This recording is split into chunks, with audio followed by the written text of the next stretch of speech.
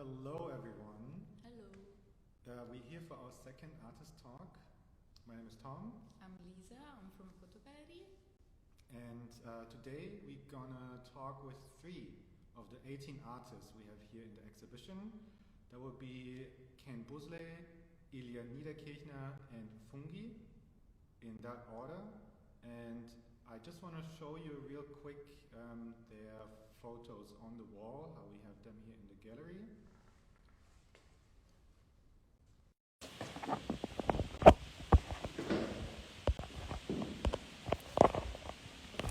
So first we start with Ken. His project, Without a Mother, One Cannot Die, was also his graduation project. He graduated from Ostkreuzschule just this year.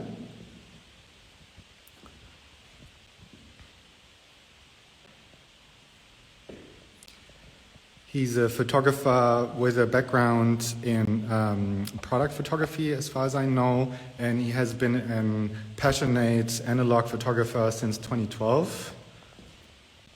And now I'm gonna hand over the phone to Lisa. So now we're gonna go have a look to Ilja's work. Ilja Niederkirchner, a German-based photography, and his project is called Der letzte Schnee, Last Snow. It depicts his mother on transition and her battle against cancer. He portrayed his mother in many situations, and sometimes we can witness some of Ilja's special places from his childhood.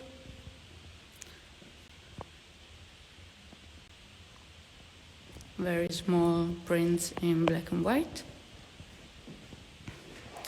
And now the last project we're gonna present today, which is from Fungi.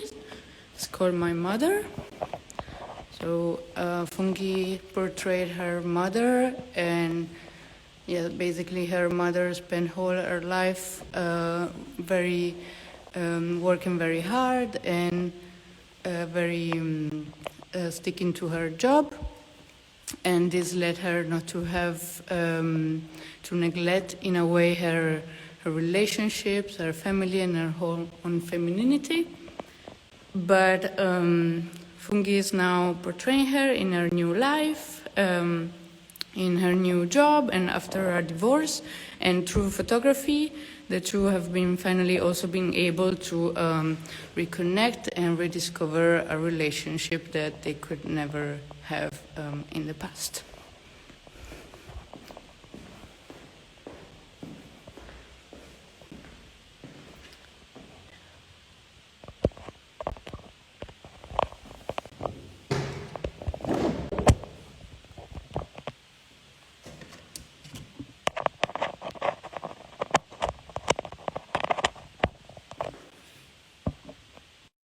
Please let us know if the audio has issues or if the video is lagging for you. And now we want to invite our first guest, Ken Busle. And as you could already see, the theme today is mothers. Even though the projects are very different, have very different goals and very different contexts, but we will still try to explore if we can find similarities in the topic of mothers here and what they will be.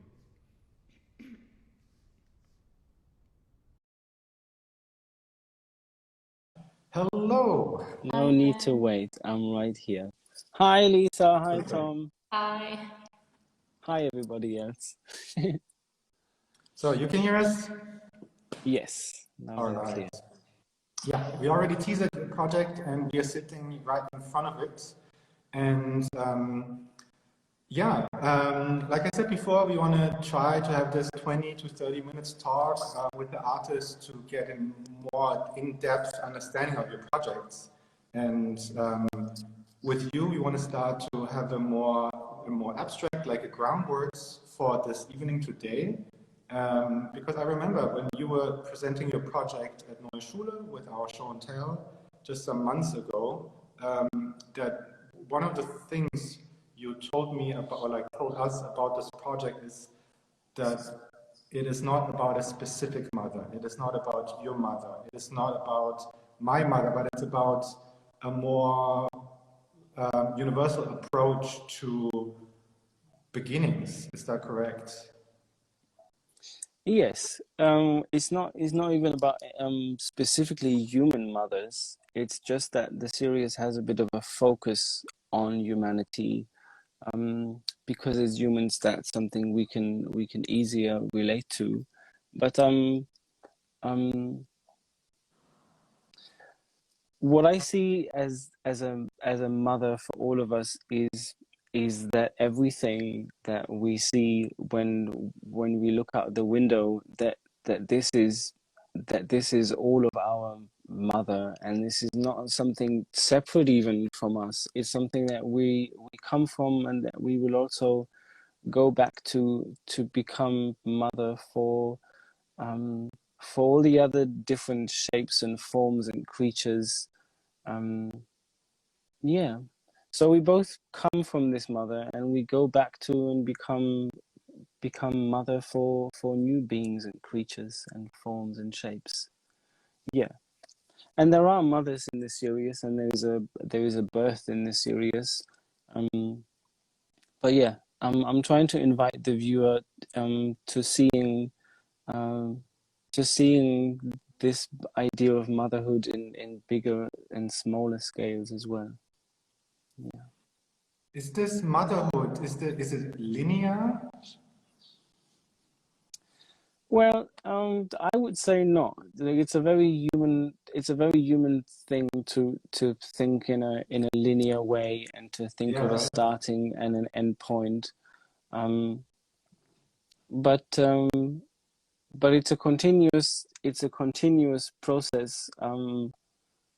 Yeah, that I would say is not linear, even though we in our lifetimes experience it as that. Yeah. Is that what you mean with your title then? That without a mother one cannot die? Because in a way it always comes back to a start. Yeah, I think that the title, it has this question of the chicken and the egg, the chicken or the egg, in it to some extent. Yeah, I mean, when you would start reading the title, you would think that it turns out to be without a mother you cannot be born, and that's true. But yeah, if you cannot be born, you cannot die, and like it's kind of hinting a little bit to this idea of it not being linear. And I stole the title from a book, like a sentence that is being said in a book, and in this book there is it deals a lot with this search for them, yeah, for the mother. And as this person is dying, these are his last words to a friend of his, that he says, without a mother you cannot die. And he's trying to say, because that was his search throughout all of his life. Yeah, and he says to his friend, without going looking for your mother, you cannot die. Yeah, it's a search for something or someone else, you could say, but really it's about searching something in yourself that connects you to all of this. And I would say we're very disconnected. Yeah, our society brings us up to be very disconnected from the realization that we are part of all of this, and it's not actually something that is just out there, out the window. Yeah, so it's about a search of finding that connection again. Did you find this connection again through this project? My question goes into the direction. I would say it's a My question goes into the direction asking, how did this project change you? Like, what did it do with you? so I wouldn't say I'm there. I would say it's a process, and one that I don't know if anyone can really ever say they've they found it and they are there and they accomplished it or whatever. But let's say it was part for me. It was part of getting on the way to there, and for me it was rather the other. Like I didn't. It evolved during the process of photographing this. So it took 5 years from me going on the first journey to Sweden, where I took most of the photos, until the book was in existence and the prints were on the wall. And yeah, the idea I started with is not what came out in the end. And definitely going on this search as a photographer, but also as a person, it pushed me to maybe going to places that I maybe wouldn't have otherwise gone to, or meet people, or be witnessing a birth. Yeah, it was supporting for sure. And then also, I mean, that's more of a practical thing, and I am more of a practical person. I'm not so much of an intellectual thinker. That's more something that a realization that comes afterwards. And I guess bringing this serious, like making it round and bringing it to a closure, and like trying to edit it and nail it down to these 48 images that are in the book. I think that in that process, that is when it got a bit more of a intellectual understanding, let's say, or asking myself the question, because there were many beautiful, good photos in different ways that didn't make it into the book. So at some point you got to ask yourself, why is this coming in and the other one not? Like, what is this saying? What is it contributing to the idea? And with making these choices, there was a lot of questioning about what is the idea even. So yeah, I guess it was for a long time. It was more a bit of a maybe a bit hippie-ish journey, which then got a bit more clearance. Got a bit more. It became clearer, like, in an intellectual kind of sense, how I would describe it, what I've done there. I can imagine with the creation of the book that this probably helped a lot, right? To focus it down. I mean, your book has, correct me if I'm wrong, it has like 83 images. Is that right? No, 48 images on 84 sorry, pages. Around 40. Okay, yeah. So with the restraints of a printed book, in this sense, I can also imagine helped to focus down the whole project. Absolutely, and I could make another book right away. Like, there's so many darlings that need to be killed, as we say. Yeah, like I said, they were not bad photos. They just didn't serve. The idea, and it needed to become clear what is the idea even. Yeah, and it was tough. Huh? It was tough. This process was tough. Is the book the final end result? Like, do you prefer a book or an exhibition? That's difficult. I mean, an exhibition is something that it is in one place, and I really like that you can, like, the photo that's behind you, Tom, that's 70 by 70 centimeters, so it's quite mighty when you're in front of it, and when it's hung beautiful and it's lit beautifully and it's in a beautiful room. Of course, that's just amazing. And I remember when I came into the exhibition, and in that case, in Fotogalerie Friedrichshain, I didn't Like you had the prints and the frames, and you just did everything. Other than in our graduation exhibition, where everything was on my shoulders. It was amazing. Like I was almost like a guest who comes in and was like, "Ah, look at this work, nice, well done." Um, yeah, but it's you know, it's temporary. And I like it about exhibitions. I like that you physically need to move your body, and you can like get closer to the images and like see details and go further away. Um, yeah, but of course, a book is something you can bring home. And about it being final, there may be a second edition of the book, and there is my grandma died in July, which was after the exhibition, after I made the first edition of the book. Yeah, and it I've there is an image of her that I think it would deserve, it kind of needs to be, it needs to be in the book. And yeah, so one other image would have to go to make space for it, and I have an idea which one. But I'm like, generally I'm really happy that it's not it's not as floaty anymore. I'm happy that the decision state is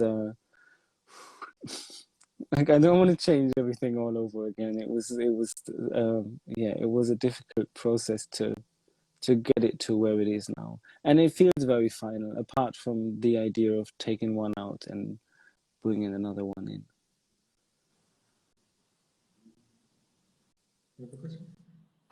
Yeah, I have one last question, if you like. How does nature play a role for you in your project, and what is the relationship between nature and motherhood?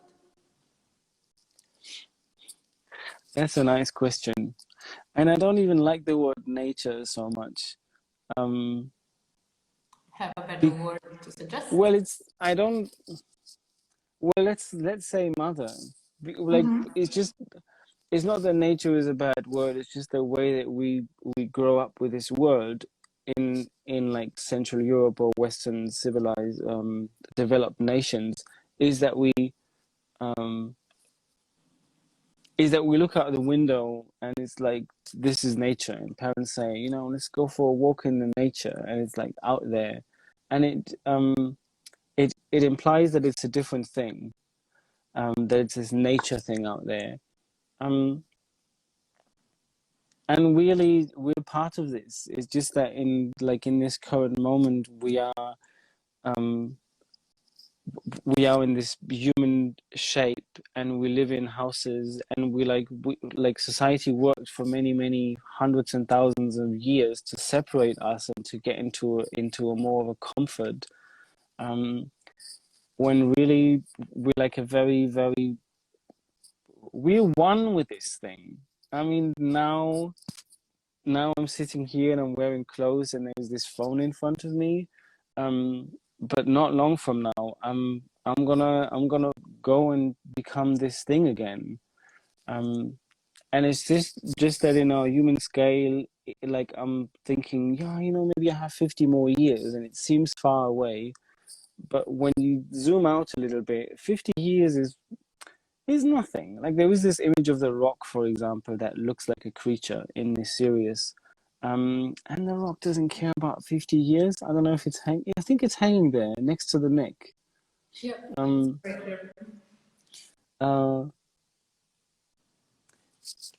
Yeah, so the Rock doesn't care about 50 years. It's our perception of that being a long time, and it's something we maybe don't want to think about so much.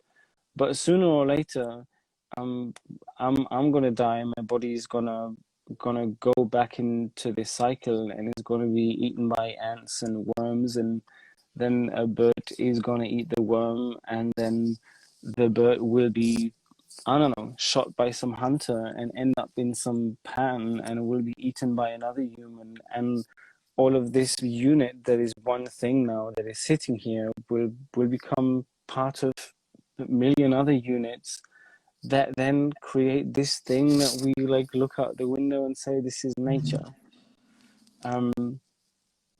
So it's very crucial, and it really is like the mother in the deepest sense that we come from and that we go back to.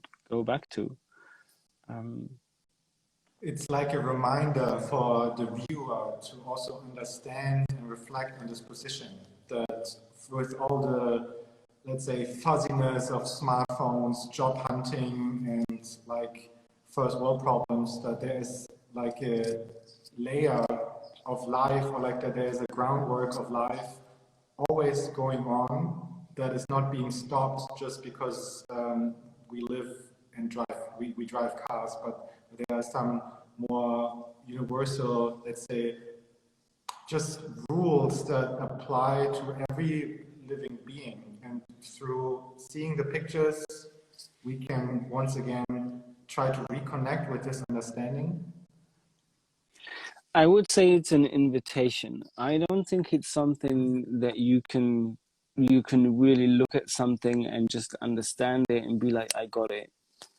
I'm in Italy right now, and I'm here on an artist residency that is very or it just finished actually, that was very, very connected to to all of this that we've been talking about. And it's amazing how, with an invitation of the person who's like leading the residency, kind of, she's very much working in this topic of being nature. For example, it sounds ridiculous maybe when I talk about this way, but once we went to this river that there is here, and there was an invitation to spend 3 hours at the river in 3 different parts. And it's amazing what happens to you when you go somewhere and someone says you're going to spend 3 hours by this river, and leave all your stuff, leave your backpack and whatever, leave everything behind, and you automatically slow your pace down a little bit, and you really get into a conversation with everything that's around you, and like this environment that you're moving in, and it gets you to a realization of, or I had this moment at least, that you, like what I talked about, that I'm part of this thing. I'm not just hiking through the forest. I'm like speaking with insects and and becoming, really getting this feeling of becoming part of this. So yeah, again, I don't think you can look at photos and read some intellectual text and like, oh yeah, I got it. Like that may be your invitation to go on some kind of journey to experience this connection, because I think it's something that needs to be experienced, and it cannot just be understood. Which is also, it's been quite a journey for me, because I'm not coming from this intellectual photography world. Like I said before, I'm an experiencing person, and I was hoping that I could be a bridge between this world where I photograph these images, where people are working on experiencing things and really not just understanding, but understanding them from inside. I was hoping that I could be a bridge between this world and the world where you can make beautiful prints on Hanemühle paper and put them, like, present them beautifully and be like, this is the imagery. And I was very happy that I had the impression it's working. Like, Enno Kaufhold, the photo historian at Ostkultur, he came in with groups and they went through the exhibition and they talked about the different series. And when they came to mine, he didn't speak to me, and there were only the two sentences that are in my book. That was the only text that I added. And he got there with his group and he started to speak in his photo historian speech. And he got it. It was like a translation. Like, I was so happy to hear this man speak these words and have the impression that it arrived on the other side. Like, it must have been some kind of success. It must have been somewhat successful to be this bridge and connect a central heated world to a world where you freeze your butt off in the ice cold river and feel that you're part of this thing. Yeah.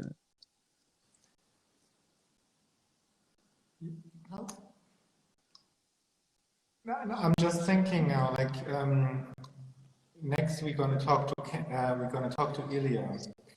You two met before, and I was wondering, is there a question or like something you want to ask him that we can, that you tell us and we can ask him in your name? As a bridge. Yeah.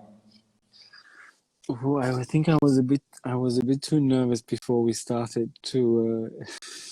That's fine. It's also a spontaneous question. To really grasp what the works are going to be that's going to be talked afterwards. I'm sorry, I can't. Don't worry. We are prepared for the moderation. I just wanted to give the opportunity. Maybe there would be something. But otherwise, just really thanks again for being here with us for the artist talk. Thank you for inviting me. I hope my voice was okay. I've been sick for quite some days and my nose is still quite blocked. I hope it was okay. Yeah, it was fun. For everyone who's still planning to visit the gallery, the exhibition is on display until the 28th of October, and we also have one copy of your book here. So if you want to see more of Ken's work, you can of course check out his Instagram, but also here in the gallery you can look at the physical copy of the book, I think, which is really worth it because also just a very nice printed book. Just this, by the way, and otherwise I can just again say thank you and have a nice stay in Italy. Yeah, thank you, Ken. Enjoy Italy. Grazie mille for all your questions and for the time and for the invitation, and thank you everybody for listening to my rambling.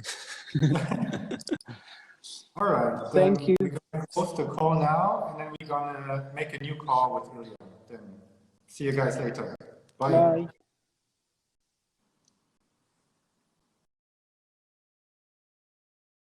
Sadly, we have to announce that Fungi is sick with migraine today. That means we won't have her here for the talk, but that gives us a bit more time to talk to Ilja. And maybe also if the audience have any questions, you can also just type them into the chat and then we can include it. So now it should be without problems because we are plugged into the outlet, so okay.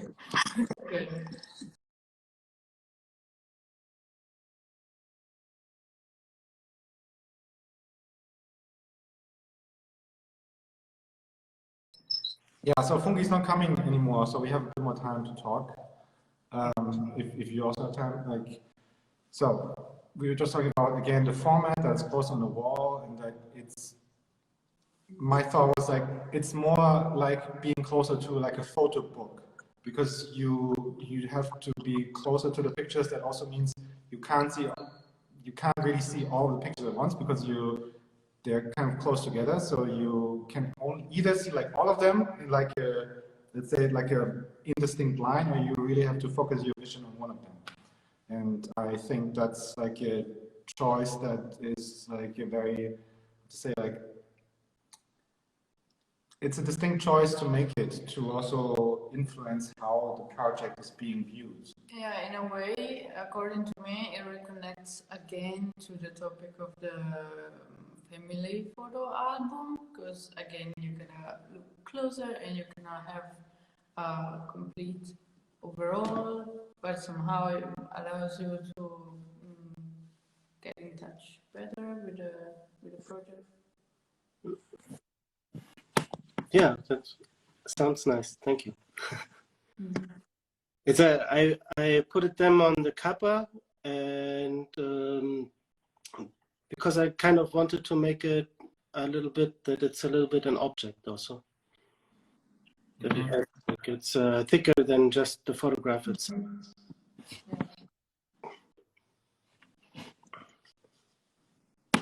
Like it's cardboard, not cover. It's cardboard.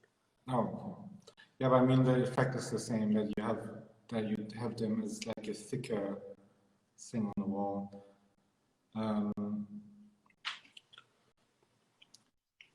Is this also something, like you said, it's still an ongoing project, is that right? Like you said, this is like a series that is a part of an overall project. I'm right now working on a project which is called Gespenster, which means in English ghosts. And it's starting from my family from 2 generations ago. And it's like it's trying to tell the like a family story from there. And yeah. So 2 generations ago, that means your parents' generation and then your grandparents' generation. So it starts from your grandparents. it starts from my grandparents, and the grandparents are involved. Yes. Okay. It's a yeah. I don't know if you want to hear about. Yeah, Yes, please. It's a it's like my great grandfather. He came from Hungary, and he came to Berlin, and he got involved with the union a lot. And he was working for the union and for metal workers. And then, because of Hungarian, he was an Hungarian citizen. He got how do you call it? They mobilized him for the First World War. Drafted. For the Austrian Hungarian army, and he got really fast. He got captured by the Russian army, and he was imprisoned there. And then he got in contact with the Bolshevik, and he started to share their ideas and everything. And he stayed after the war in Russia. He came back. Basically, like, it's starting from there, and it's going like, but it's connected like a lot to also the political changes after the time in the 20s and the 30s. My family had to emigrate from Berlin in the 30s, and they had to go to Moscow. And then after the war, they went back, and like, I'm trying to get this story together. But if you say your family, which side of your family? Is it like a direct line, or? It's a direct line from my mother's side, yes. Okay. Are you gonna then use also the photo album you found at your mother's place? It's a big archive, yes. I found like 3 boxes, but it's also, I'm working with archive material and things like that, and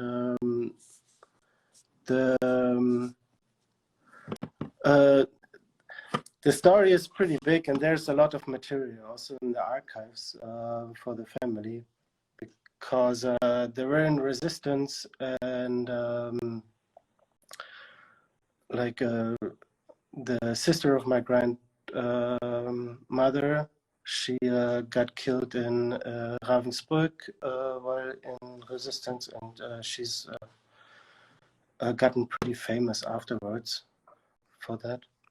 So there's a lot of material to like handle like things like that, but like to handle like what kind of like family does and what identity means, and kind of like things like that. Yeah, found material is also an interesting area of photography. It's a lot of research. Like it's not not accidentally found. Like it's really research to like put the story together, and it's like really to tell the story. Like what. And is it also connected to your your father's family, or is it just No, like... that's a totally different like side. Then that's all connected to my mother's part. But like it's I don't know. I'm working on this family stuff like since a long time. So and what you see now, the Schnee, like at the end, if I get like somehow like all this together, then this is going to be also part of it.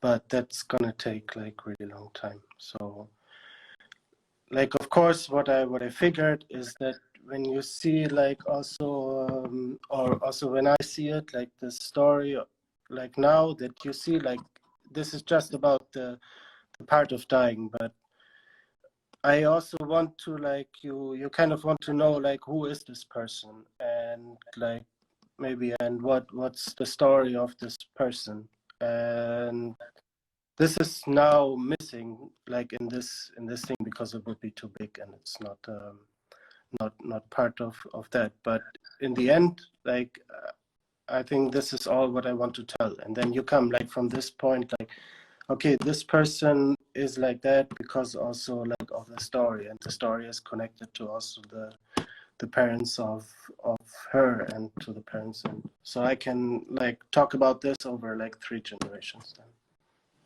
So there's more to come in this direction. Yeah, definitely, and I'm working, but it's gonna take longer time. Okay. Like this is a live project. It's coming like step by step. There's going to be a next part coming like I think if everything works out as it should be, then maybe end of next year. As what? Do you already have plans how to publish it? As an exhibition.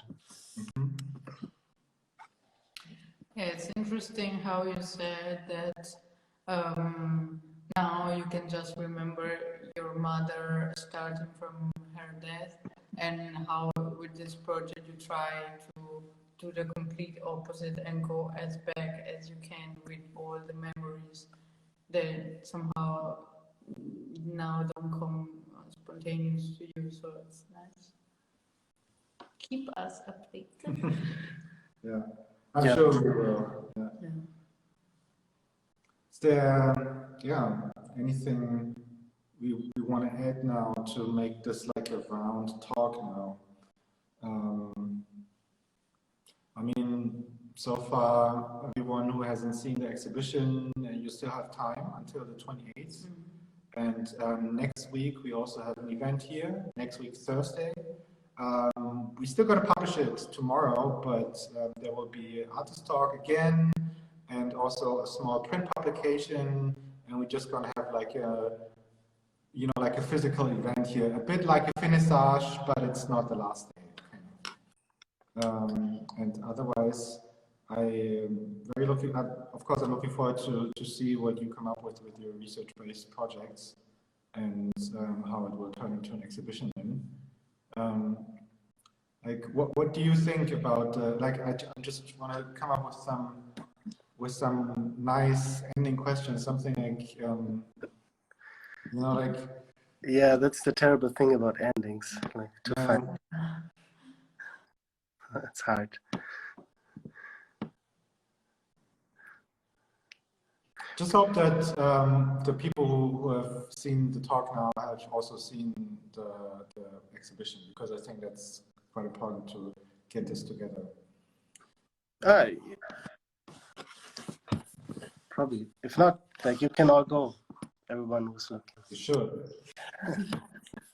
All right, then maybe we see each other next week in person. And then thanks for sticking with us through the technical errors again. And in general, answering our questions. That's great. Just like, thanks for the talk. It's nice to talk about it. Thank you, Ilja, and thank you to everybody that joined us. Thank you very much. Bye.